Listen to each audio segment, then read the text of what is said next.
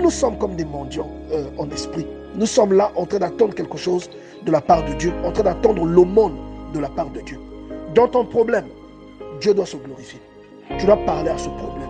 Tu dois dire que Dieu a permis que ce problème vienne dans ma vie pour que ma foi grandisse et pour que les gens autour de moi sachent que Dieu est dans ma vie. Ce problème-là, moi je veux le régler. Je veux le détruire.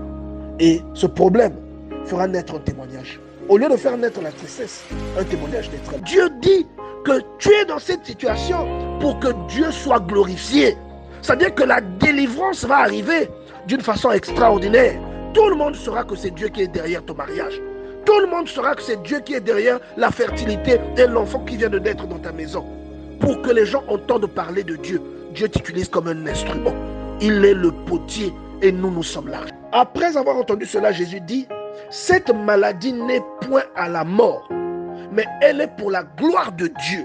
Vous voyez? Et c'est la même phrase qu'il a prononcée devant la personne aveugle en disant que cette personne n'est pas aveugle parce qu'elle a péché, mais elle est aveugle pour que les œuvres de Dieu soient manifestées. Donc il y a des situations dans ta vie qui sont là pour que les œuvres de Dieu soient connues des gens. Il y a la stérilité qui peut-être peut entrer dans ta vie pour que les œuvres de Dieu soient manifestées. Pour qu'autour de toi, les gens sachent que Dieu existe. Toutes tes sœurs se sont mariées, mais toi, tu ne te maries pas. Tous tes frères, même tes petits frères se sont mariés, toi, tu ne te maries pas. Mais Dieu dit que tu es dans cette situation pour que Dieu soit glorifié. J'aimerais que quelqu'un bien-aimé dans le Seigneur parle à son problème ce matin. J'aimerais que tu parles à ta situation ce matin. Il y a quelqu'un qui ne comprend pas pourquoi, malgré sa relation avec Dieu, il continue à expérimenter des difficultés. Pourquoi Dieu laisse entrer la maladie dans sa famille. Pourquoi Dieu laisse entrer une situation de chômage dans sa famille. Pourquoi Dieu laisse entrer des tribulations dans sa maison. Bien-aimé, il y a des problèmes qui viennent dans ta vie seulement pour illustrer Dieu. Ces problèmes ne viennent pas pour te détruire.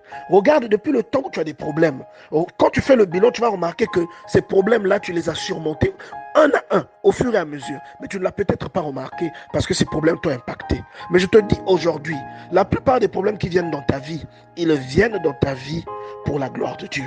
Ils ne sont pas là pour te conduire à la mort. Sinon, depuis le temps que tu as commencé à avoir des problèmes depuis ton enfance, tu serais mort aujourd'hui. Tu aurais peut-être été victime d'un accident. Mais tu es toujours là, dans ton intégrité physique. C'est pour dire que les situations qui viennent dans ta vie ont pour mission de te faire connaître Dieu. J'aimerais que quelqu'un commence à raisonner comme David. David a vu Goliath. La plupart des gens pensaient que Goliath était là pour les tuer. Goliath était la perte de leur vie. Mais lorsque David est arrivé, malgré que ce n'était qu'un adolescent, il a vu en Goliath une opportunité. Il a vu en Goliath une occasion de prouver aux gens que Dieu peut délivrer sans avoir besoin d'une arme. Et il a détruit Goliath. J'aimerais que tu saches que Goliath, c'est ton problème. Et j'aimerais que tu commences à confesser à ce problème que je n'ai pas d'armes, je n'ai pas d'épée ni de bouclier, mais je vais te détruire. Tu ne domineras pas sur moi. Tu ne resteras pas sur ma vie à jamais. Il y a ce qu'on appelle l'attitude de foi que nous devons avoir lorsque nous avons un problème. L'attitude de foi. L'attitude de foi, souvent, elle est incomprise par les personnes qui ne croient pas en Dieu. Parce que on te dit tu es stérile, mais toi tu commences à payer déjà les vêtements. Parce que tu sais que tu vas avoir un enfant. Les gens qui sont autour de toi vont se moquer de toi. Ils vont rire. Voyez, l'attitude de foi, c'est quand tu n'as pas de travail, mais tu sais que tu en auras.